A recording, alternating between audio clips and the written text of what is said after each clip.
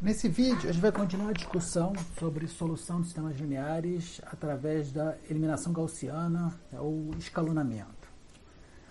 Então, relembrando onde a gente parou com a nossa discussão, a ideia grosseira do algoritmo de eliminação de Gauss é usar as operações fundamentais, aquelas que preservam o conjunto de solução, para introduzir zeros na parte inferior esquerda da matriz de coeficientes, de maneira sustentável, ou seja, sem nunca destruir zeros já introduzidos, de forma a produzir sistemas equivalentes que sejam triangulares superiores, portanto fáceis de resolver. O algoritmo, essa primeira versão do algoritmo, essa versão rudimentar, faz o seguinte: eu vou usar como pivôs sempre as entradas da diagonal principal, tá? Então as entradas AKK, A11, A22, tá? E a cada varrida desse laço daqui, eu vou subtrair múltiplos apropriados da késima linha das linhas abaixo, tá? De forma a zerá-las. Tá? Isso aqui fica mais fácil, de forma a zerar que é a coluna abaixo do pivô. Isso fica mais fácil de entender com exemplo, olha só. Vamos ver um exemplinho 3x3, tá? E eu vou começar identificando, o primeiro pivô, tá? É a primeira entrada da diagonal principal, né? A diagonal principal está aqui, é o A1, A22, A33. O primeiro pivô é esse menos 1 daqui, e eu quero zerar as entradas abaixo dele. Eu quero botar um zero nessas duas posições, quero botar zeros nessas posições vermelhas. Eu vou fazer isso somando múltiplos apropriados da primeira linha as linhas 2 e 3. Tá? Vou substituir a linha 2 por ela menos 2 vezes a primeira, tá? Porque fazendo esse menos 2, menos 2 vezes menos 1 vai zerar. E vou substituir a terceira linha por ela mais 3 vezes a primeira. Tá? Fazendo esse 3 mais 3 vezes menos 1 vai zerar. Tá? Então vamos fazer essas contas que são indicadas aqui. Tá aqui a linha 2, menos 2 vezes a linha 1. Aqui a linha 3, mais 3 vezes a linha 1. Tá? Fazendo essas multiplicações, esse menos 2 vezes, esse 3 vezes aqui. Agora fazendo essas somas, a linha 2 deve ser substituída então por isso, e a linha 3 deve ser substituída por isso. Tá? Eu fico então com esse sistema equivalente que tem zeros abaixo do pivô, tá? Como a gente queria. No próximo passo, vamos lá, eu estou querendo introduzir zeros embaixo à esquerda, né? Eu poderia agora, se eu quisesse, introduzir zeros nessas duas posições, né? Menos 7 e 7, nessas duas posições, somando múltiplos adequados da segunda linha, as linhas 2 e 3, da primeira linha, as linhas 2 e 3. Mas para introduzir um zero aqui, tá? Eu teria que subtrair 7 meios da primeira linha, e ao fazer isso eu destruiria esse zero. Então é a mesma coisa aqui, eu poderia somar 7 meios da primeira linha à terceira, tá? Eu ia zerar essa entrada, mas eu ia zerar essa entrada ao custo de destruir esse zero. Eu não quero destruir os zeros que eu já introduzia. Então, para não destruir os zeros que eu já introduzia, eu não posso mais trabalhar com a primeira linha, eu tenho que trabalhar com a segunda linha. Por isso que o meu segundo pivô esse menos 7 daqui. Esse é o meu próximo pivô. Eu vou usar a segunda linha, vou somar um múltiplo da segunda linha à terceira para zerar essa entrada aqui. Legal? Então, no caso, eu simplesmente tenho que somar a segunda linha à terceira. Vou substituir L3 para L3 mais L2. Tá? Faço isso, dá zero aqui deu 3 menos 3, pronto, cheguei numa matriz triangular. Tá? Então, essa é a ideia da eliminação gaussiana. Só que essa ideia ainda precisa de alguns pequenos ajustes, né? Vou mostrar aqui alguns detalhes que ainda não estão funcionando direito com esse algoritmo mais rudimentar. Uma coisa que pode acontecer é eu ter um zero numa posição onde eu queria ter um não zero, né? Porque, repara aqui, eu gostaria de substituir L2 por uma combinação de L2 com L1, né? Um múltiplo não nulo de L2, mais um múltiplo de L1, que desse zero aqui. Só que isso não pode, isso não existe. Um múltiplo não nulo de L2, mais um múltiplo qualquer de L1, vai dar não nulo aqui. A mesma coisa eu não consigo zerar isso aqui somando a 2 um múltiplo de 0. Tá? Então, um pivô 0 é um problema. Uma outra situação, problema, que eu tenho que... é a seguinte, que o pivô pode não ser um cara da diagonal. Olha esse exemplo aqui. Eu tenho uma primeira coluna só de zeros. Tá? Eu poderia sim, quer dizer, eu poderia usar isso aqui, o menos 7, né, o cara da diagonal principal como pivô, e somar um múltiplo adequado da segunda linha à terceira para zerar essa posição. Eu poderia fazer isso, mas eu posso fazer mais do que isso. Eu consigo, né, como aqui só tem zeros, não tem nenhuma razão para não pegar como pivô esse cara daqui, pegar o menos 2 como pivô, tá, e zerar a segunda e zerar as posições abaixo do menos 2. Eu consigo, como esse cara é zero, tá, eu não vou estar destruindo esses zeros usando este cara como pivô. Tá?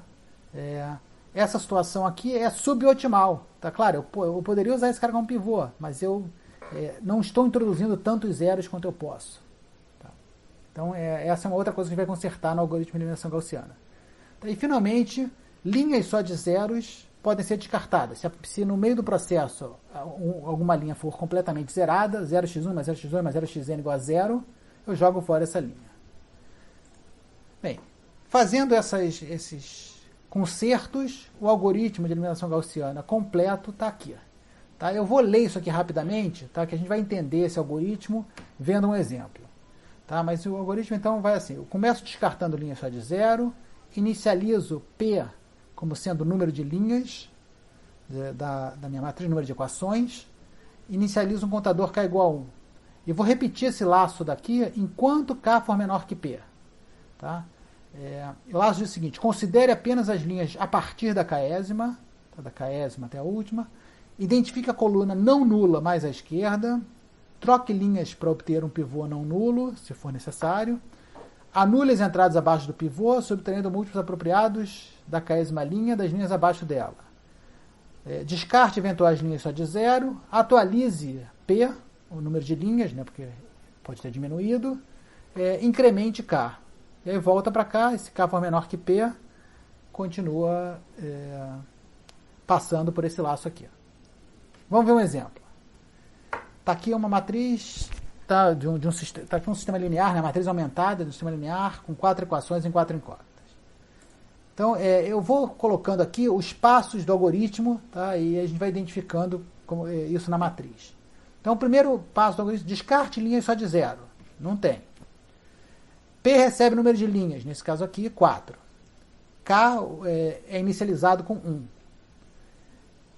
Enquanto K for menor que P, tá, como K é menor que P, eu vou entrar dentro daquele laço. Aquele laço começa dizendo assim, considere apenas as linhas de K em diante. Tá bom, K igual a 1 significa de K em diante todas as linhas. Identifique a coluna não nula mais à esquerda. Então, no caso, a coluna mais à esquerda é não nula. Então, a coluna não nula mais à esquerda é a primeira coluna. Troca as colunas para obter pivô não nulo. Bem, o pivô vai ser a primeira entrada, que é a entrada mais alta dessa coluna. Tá? A entrada mais alta dessa coluna, esse é o pivô, ele já é não nulo, então não preciso trocar nada. Anule as entradas abaixo do pivô. Está aqui o pivô, as entradas abaixo do pivô são essas são as entradas que eu quero anular.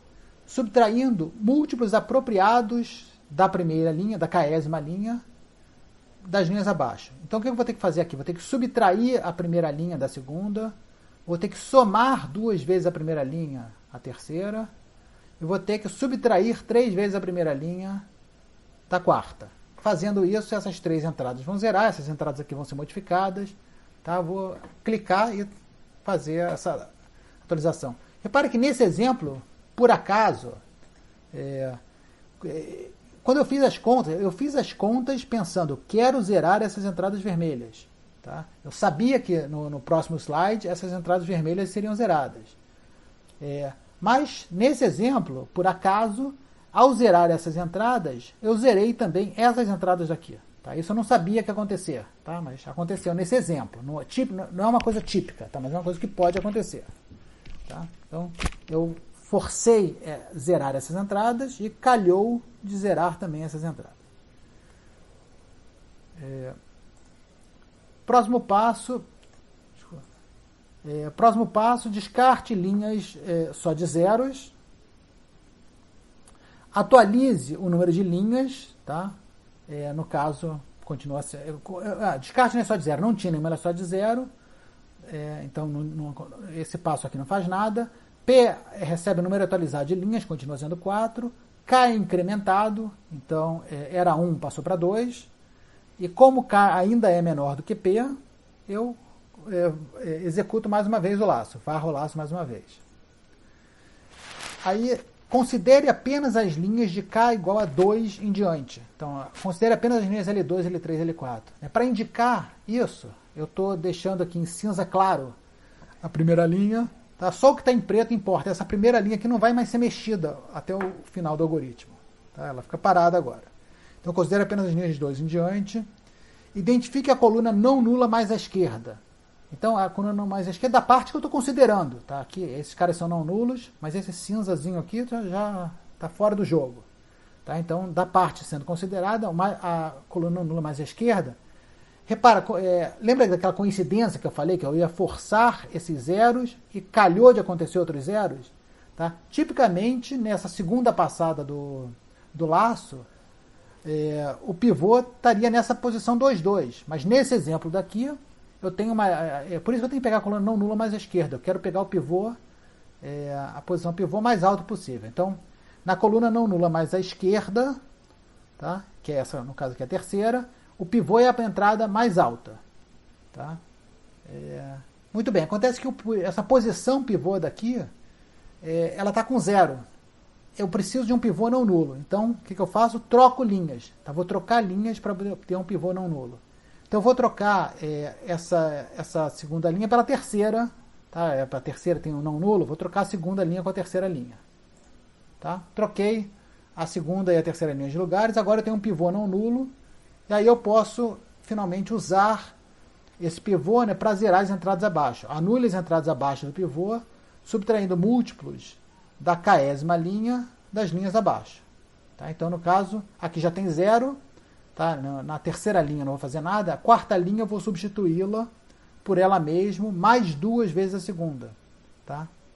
E aí vai zerar essa entrada, vai modificar essas outras entradas daqui.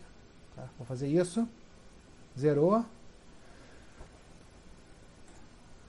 Descarte eventuais linhas só de zeros. Não tem nenhuma linha só de zero, não faz nada. P recebe o número de linhas atualizado, continua sendo 4. K é incrementado, era 2, passou para 3. K ainda é menor do que P, então volte a executar o laço. O início do laço, então, considere apenas as linhas de K em diante. K igual a 3, então vou considerar apenas as linhas 3 e 4. O resto está aqui em cinza. Identifique a coluna não nula mais à esquerda. Está aqui, a coluna não nula mais à esquerda é essa aqui. Tá, o pivô é a entrada mais alta, tá, dessa coluninha. E verifica se o pivô é não nulo. Né? No caso, ele é não nulo, não precisa fazer nada. Se fosse nulo, trocava. Trocava as linhas. Anule as entradas abaixo do pivô. Só tem essa entrada aqui abaixo do pivô. Eu vou anulá-la. Fazendo o quê? Eu vou somar 1/3 da terceira linha à quarta, tá? Para zerar isso aqui. Tá? Vai zerar isso aqui e nesse caso aqui, se você reparar, vai zerar essa entrada também. Tá? De novo, por acaso, eu estou forçando zerar essa entrada. Tá? Por coincidência, vai zerar essa entrada aqui também. Ok, fiz isso. Próximo passo, descarte eventuais linhas só de zero. No caso, tem. Essa última linha é uma linha só de zero. Vou descartá-la. Ok. Próximo passo, atualiza P, número de linhas. O número de linhas agora é 3. Né? Eu descartei uma linha. Eu descartei uma equação só de zeros. Tá? Então, P era 4, passou para 3. K é incrementado. Era 3, passou para 4. K não é mais menor do que P. Tá? Eu lembro, o laço era repita enquanto K for menor que P. K agora é maior ou igual a P. Tá? Então, encerramos o laço, acabou o algoritmo. Tá? Essa matriz é o que a gente chama de uma matriz escalonada. Esse é o algoritmo de escalonamento. Isso aqui é uma matriz escalonada. Tá? Bem, Vamos então definir direitinho, né? O que é a forma escalonada de uma matriz? A gente vai dizer que uma matriz está na forma escalonada se ela não se altera pelo algoritmo de eliminação de Gauss, tá? Ou pelo algoritmo de escalonamento. Bem, essa é a definição honesta, tá? É assim que a gente chegou na matriz escalonada. Mas uma definição mais prática, mais conveniente da gente verificar é a seguinte, tá, uma definição equivalente. Uma matriz está escalonada se o número de zeros no início de cada linha aumenta estritamente de uma linha para outra. Tá? E, além disso, não há linhas só de zeros.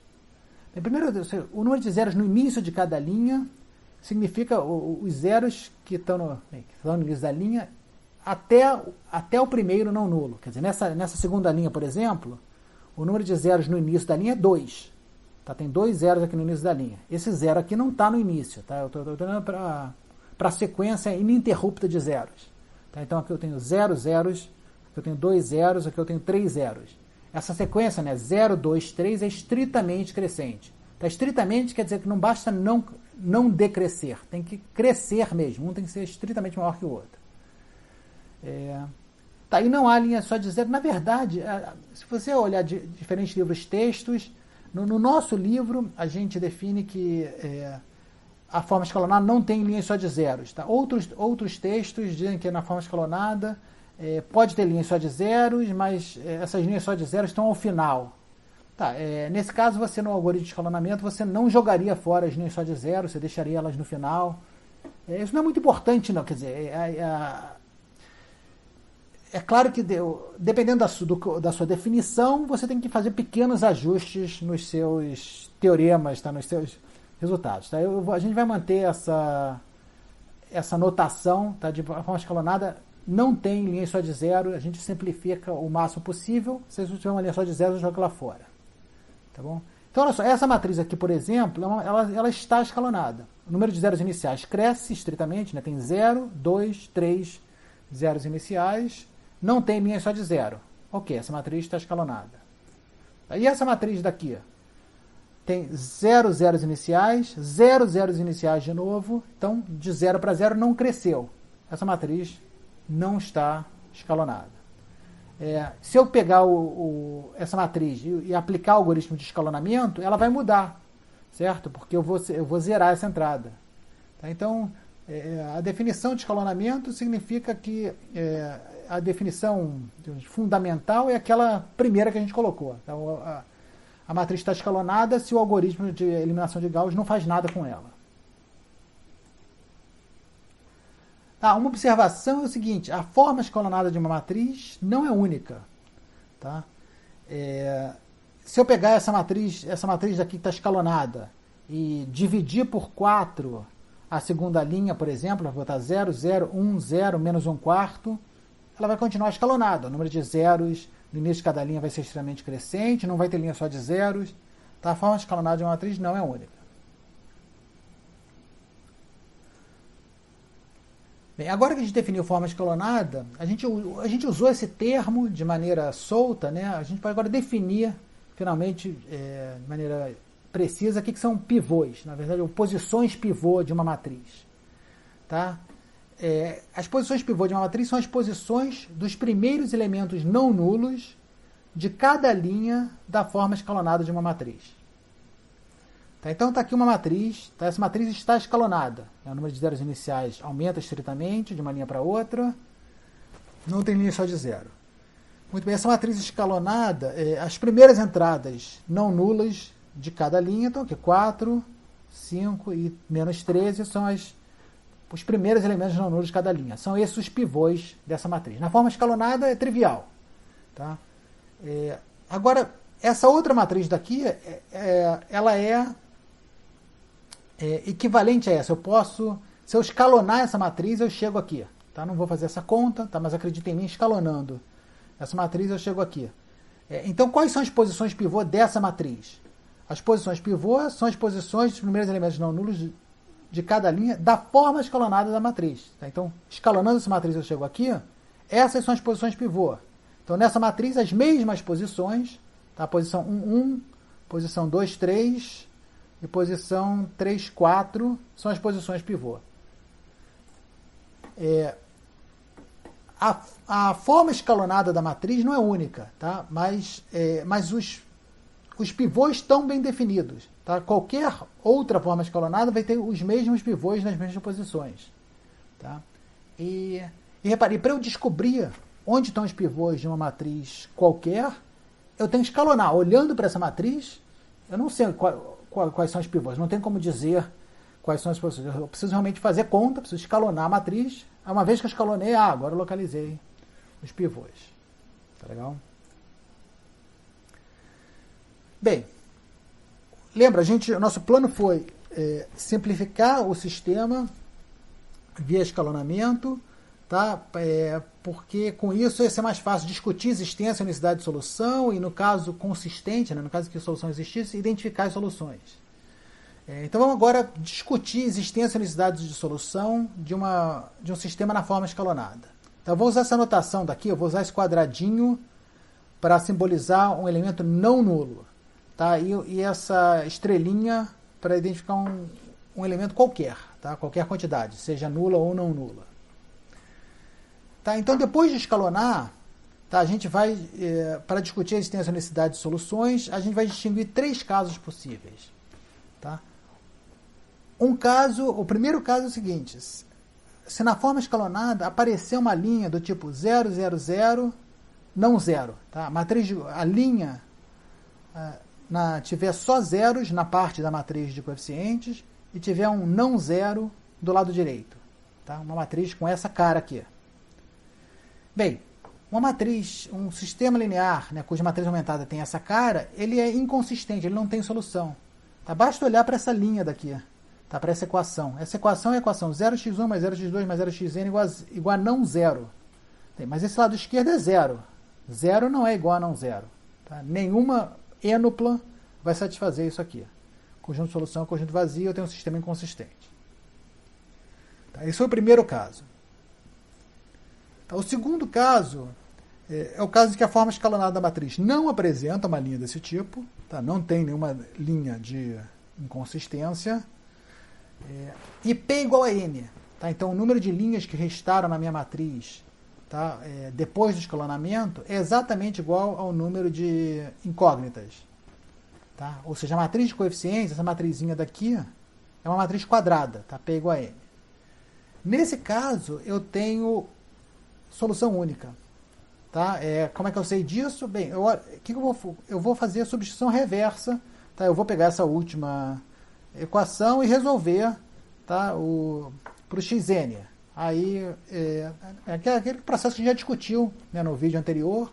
Tá? A gente, um sistema desse tipo, a gente resolve a substituição reversa e vai ter solução única. Bem, a terceira situação que pode acontecer é a forma escalonada da matriz, novamente, não apresentar aquela linha que denota inconsistência, mas terminar com P menor do que N. Tá? Uma matriz de coeficientes baixa e larga. Tá? Repara o seguinte, eu não tenho como terminar com uma matriz de coeficientes alta e magra, tá? Alta e fina, tá? Porque o número de zeros vai aumentando de uma linha para outra, tá? E linhas só de zeros são jogadas fora, tá? Então, se eu não tiver linha do tipo 0, 0, não 0, ou a matriz vai terminar, a matriz de coeficientes termina quadrada, ou ela termina assim baixa e larga. Tá? Vamos ver o que acontece. Vamos ver um exemplo. Tá? Essa matriz, eu terminei com P igual a 3. Tá? Quer dizer, o meu N era 5. Né? O N não varia nunca. Né? O número de incógnitas não varia. Mas o número de linhas após o escalonamento, tá? Terminou em 3. Tá? Essa matriz aqui está escalonada. Eu vou fazer o seguinte agora. Eu vou introduzir 2 novas equações. Tá? Eu vou introduzir uma equação para o x2 e uma equação para o x4. Tá? Vou introduzir x2 igual a R e x4 igual a S. Tá? Fazendo isso, x2 igual a R, tá? 0x1 mais 1 vezes x2, mais 0x3, 0x4, 0x5 igual a R. Né? E aqui x4 igual a S é essa equação aqui, 0x1 mais 0x2, mais 0x3, mais 1 vezes x4, mais 0 vezes x5 igual a S. Muito bem, por que eu quis introduzir essas equações? Porque agora eu tenho uma matriz, com essas novas equações, é uma matriz escalonada, tá? O número de zeros iniciais é 0, 1, 2, 3, 4, e não tem linha só de zero, ela está escalonada. Não tem nenhuma linha do tipo 0, 0, 0, não 0, e n é igual a p. Tá? Eu tenho agora 5 equações e 5 incógnitas. Então, essa matriz daqui tem solução única. Tá? Esse sistema linear tem solução única.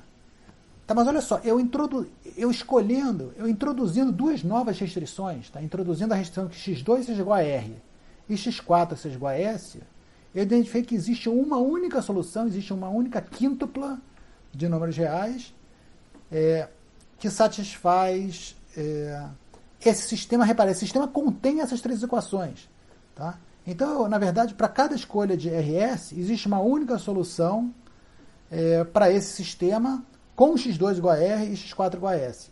Bem, quando eu vario o R e o S, eu estou encontrando diversas soluções, tá, para o sistema original.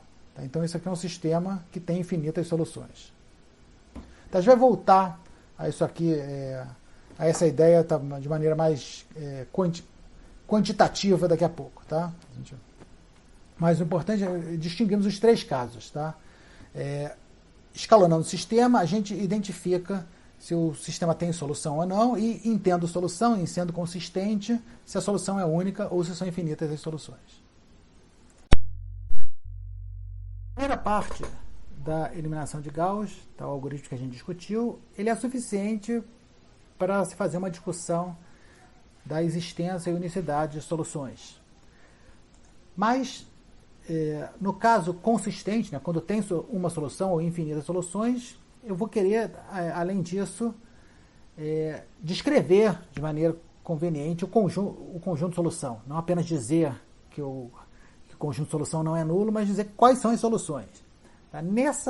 Para isso, é conveniente simplificar a matriz um pouco mais. Tá? Não parar no sistema escalonado, tá? E continuar esse processo de simplificação introduzindo zeros também na parte superior direita da matriz de coeficientes, tá? Não apenas na parte inferior esquerda.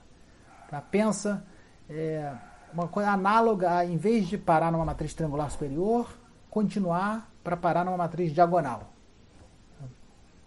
Não vou parar num caso simples, vou parar no caso mais simples possível. Então o algoritmo é esse aqui. Tá? O algoritmo, após a primeira parte do algoritmo, tá? Ou seja, após a matriz já escalonada, a gente faz o seguinte. O K começa apontando para a última linha. Tá? K recebe um número de equações, tá? Após o escalonamento. Tá? Então eu começo apontando para a última linha e eu vou subindo. Né? O K vai diminuindo, então eu vou indo mais para cima, eu vou indo em direção à primeira linha. Tá? Dividindo a linha pelo seu pivô, para o pivô passar a ser 1, e anulando as entradas acima do pivô, tá? Subtraindo múltiplos apropriados da késima linha das linhas acima. Tá? De novo, a gente vai entender isso melhor com um exemplo. Tá? Então, no exemplo, a gente começa com uma matriz já escalonada, essa matriz aqui está escalonada, 0 zeros iniciais, 2 zeros iniciais, 3 zeros iniciais, nenhuma linha só de zeros. Matriz escalonada, eu começo apontando para a última linha, K igual a 3. Tá? K é a terceira linha. E aí, a condição lá do laço, enquanto K for maior ou igual a 1. Tá? K é maior ou igual a 1, K é 3, entra no laço. Primeira instrução do laço, divida a késima linha pelo seu pivô. Então, no caso, pega a terceira linha e divide pelo seu pivô menos 3. Faça isso, virou 1 o pivô. Em seguida, anule as entradas acima do pivô. No caso, essas duas entradas aqui. Eu vou subtrair a terceira linha da primeira e vou subtrair duas vezes a terceira linha da segunda para zerar essas duas entradas. Tá? Esses zeros aqui garantem, o fato antes do pivô só ter zeros, significa que eu não vou estragar os zeros que eu já tinha introduzido aqui acima. Tá? Esses zeros daqui vão ser preservados. Tá? Quando eu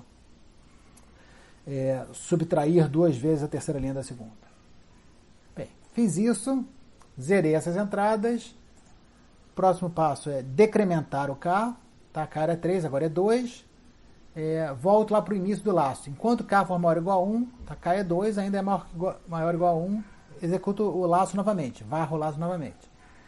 divida a késima linha, que é o L2, pelo seu pivô, então divide a segunda linha por menos 1, o pivô virou 1, anule as entradas acima do pivô, no caso, essa entrada 3, subtraindo um múltiplo adequado, no caso, subtraindo 3 vezes a segunda linha da primeira.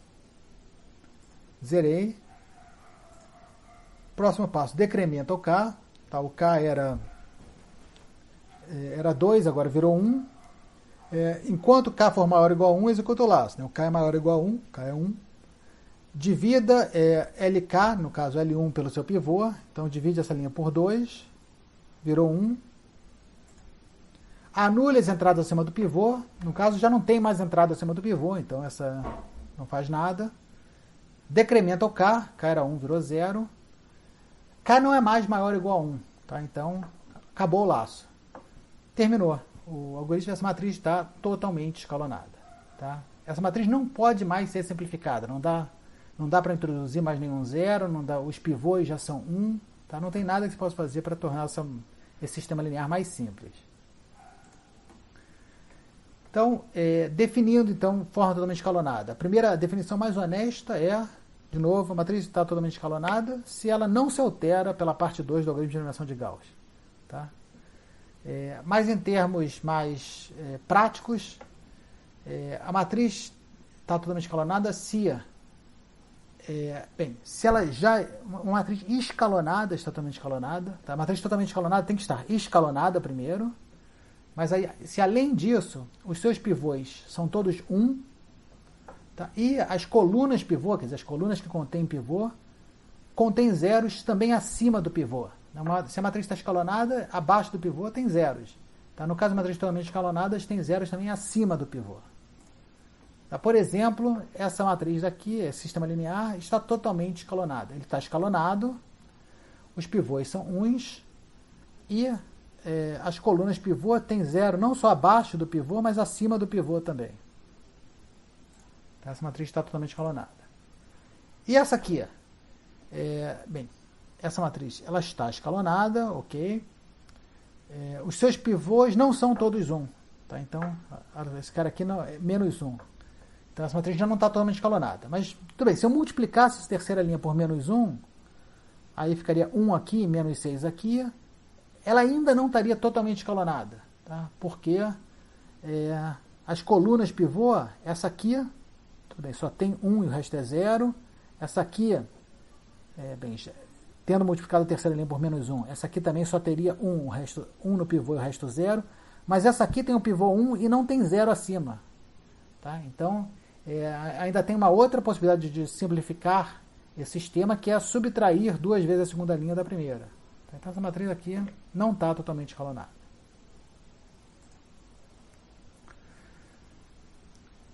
Muito bem.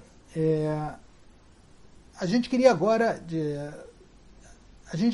quando a gente tinha matriz escalonada, a gente já tinha visto que com isso a gente já decidia se o sistema era consistente ou não. Tá? Então, sistemas inconsistentes, você escalonou, viu que ele é inconsistente, acabou, não tem mais nada a fazer. Sistemas consistentes, né, sistemas que têm solução, seja solução única ou infinitas soluções, eu não paro no escalonamento, eu vou ter uma forma totalmente escalonada. Tá? Muito bem, e agora, como é que eu resolvo o sistema? Tem duas possibilidades, né, para a forma totalmente escalonada de um sistema consistente.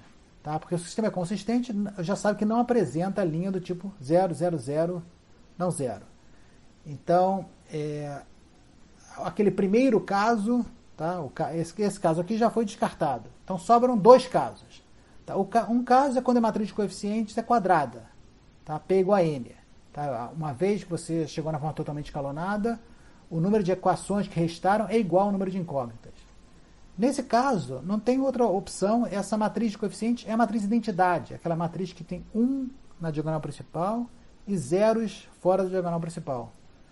Bem, não tem dúvida que esse sistema daqui corresponde a esse sistema, né? x1 igual a b1, x2 igual a b2, xn igual a bn. Esse sistema tem solução única, tá? Não tem nenhuma dúvida. Bem, e no caso da matriz de coeficientes ser baixa e larga, né, ter um número de equações menor do que o número de incógnitas. Tá? Por exemplo, essa matriz daqui, baixa e larga, que já está totalmente escalonada, né? Repara, os pivôs são 1 e os pivôs, as colunas pivôs só tem 1 na posição pivô e 0 no resto, né? Essas três colunas. Bem, como é que eu descrevo agora o conjunto de solução desse sistema linear? Começa localizando os pivôs. Tá? Os pivôs estão aqui, nas colunas 1, 3 e 5. As variáveis correspondentes aos pivôs são chamadas as variáveis dependentes. Tá? Então, x1, x3 e x5 são variáveis dependentes. As demais variáveis, tá? No caso x2 e x4, vão ser chamadas de variáveis livres, tá? E elas vão ser parametrizadas. Tá? Eu vou fazer x2 igual a um parâmetro R, x4 igual a um parâmetro S. Tá? O número de variáveis livres é n menos p, né? Porque eu tenho n incógnitas, p pivôs, sobram n menos p variáveis livres, eu vou precisar introduzir n menos p parâmetros. Tá? No caso, n igual a 5, p igual a 3, estou introduzindo 2 parâmetros que eu chamei de RS. Muito bem, aí eu introduzo as equações, tá, das variáveis livres no sistema. E introduzo no lugar certo, quer dizer. Então, x2 igual a R eu ponho como sendo segunda equação, né? X4 igual a S como quarta equação. Então, em geral, tá, a variável x e eu introduzo aqui como iésima equação. Tá, fazendo isso, esse sistema daqui, tá, fica um sisteminha, fica um sistema triangular, tá, com a diagonal principal de uns. Tá? Mas quando eu introduzir esses caras, esse sistema já não está mais na forma totalmente escalonada. Ele está escalonado, mas não está na forma totalmente escalonada. Tá? Falta zerar esse 2, esse 5, esse menos 3 daqui. Tá? Vou fazer isso de uma vez. Tá? Na forma totalmente escalonada, esse último passo aqui, tá? Dá para fazer tudo fazendo uma única passagem. Tá? Eu vou zerar as entradas acima dos pivôs de todos os pivôs. Tá? Então, no caso aqui, eu vou subtrair da terceira linha 2 vezes a quarta para zerar essa entrada. Tá? E vou subtrair da primeira linha também 5 vezes a quarta para zerar essa entrada. E para zerar as entradas acima desse pivô, eu vou somar 3 vezes a segunda linha a primeira. Tá? Então, L1 fica L1 mais 3 L2 menos 5 L4. L3 recebe L3 menos 2 L4. Tá, eu olho para cada pivô, eu olho as entradas que tem não nulas acima, tá? E zero. Bem, fazendo isso, tá? Cheguei aqui na matriz de identidade, tá? Bem, aqui no lado direito, esse zero daqui, tá? Ficou 0 menos 2 vezes S, ficou menos 2S. Aqui esse 4... Eu somei 3 vezes L2, somei 3R, subtraí 5 vezes L4, né, fica menos 5S. Tá? Então, tá aqui o sistema resultante. O conjunto, esse sistema daqui tem solução única. Tá? Ou seja, escolhidos os parâmetros RS, tá, existe uma única solução, tá, para esse sistema com x2 igual a S, x4 igual a S, e x4 igual a S. A única solução é essa aqui, essa quíntupla. Tá? Esse vetor de R5, 4 mais 3R menos 5S, R menos 2S, S menos 2. Tá? Eu posso reescrever isso aqui, tá? Separando, eu vou quebrar esse vetor com uma soma de 3 vetores. Um vetor que só tem constantes, um vetor que tem múltiplos de R e um vetor que tem múltiplos de S. Tá? Então eu vou escrever esse vetor aqui como sendo 4, 0, 0, 0 menos 2, mais 3R, R, 0, 0, 0, mais menos 5S, 0, menos 2S, S, 0.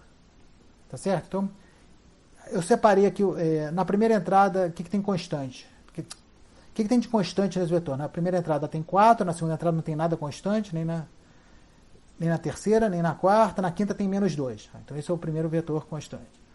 O que tem de R? Na primeira entrada tem 3R, tá? Eu botei o R em evidência. Então, 3.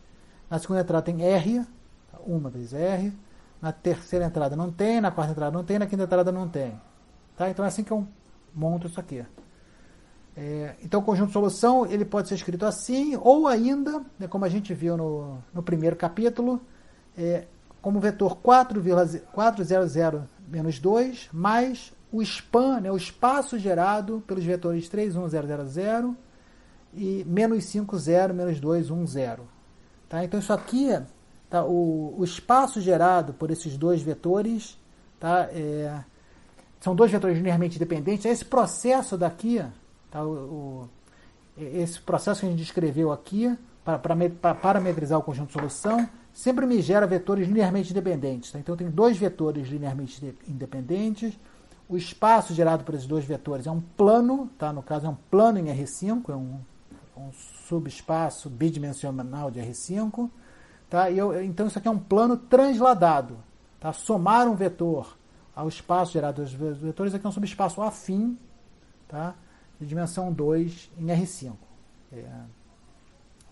A gente vai voltar a essas ideias mais para frente. Tá?